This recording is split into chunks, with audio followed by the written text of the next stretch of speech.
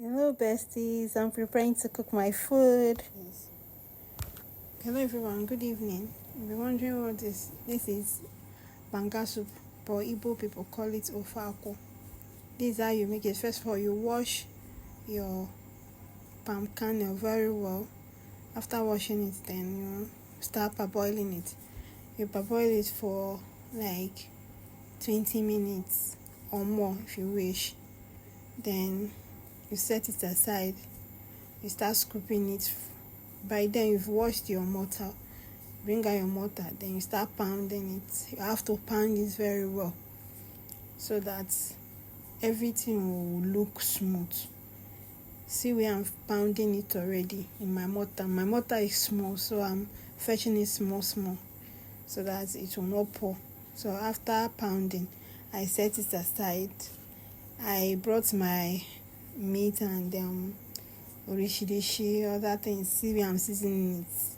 I already put it on fire. So I allow the meat to boil for not for a long period of time, because you are going to boil that palm kernel water. So when you just allow it to steam small. So after steaming it small, this is where I'm adding my onion and maggi, and I stirred it. I added the little fish that I have. I allowed it to boil for 2 minutes. Then I had to set it aside. This is where the main work is. You have to squeeze the palm kernel that you pounded. Squeeze it very well. As you are squeezing, you are adding a little bit of water. You don't have to add too much water, because so that it will not be watery when you are cooking it. So look at me, I'm squeezing it so that everything will come out from the chaff. So as I'm squeezing it, I'm pouring a little bit of water inside. As I'm squeezing, I'm pouring water inside. Then after the squeezing and everything, you sieve it. Look at where I have sieved my own. I could not recall where I sieved it because it was a long process, but you have to use a sieve, a good sieve, to sieve it. Make sure that those particles are not there. So now here is where I'm adding my onion and the things that the ingredients for cooking ofe akwu. It has its own ingredients that makes it tasty. I added my maggi. I added all the ingredients I needed, although I didn't capture it very well.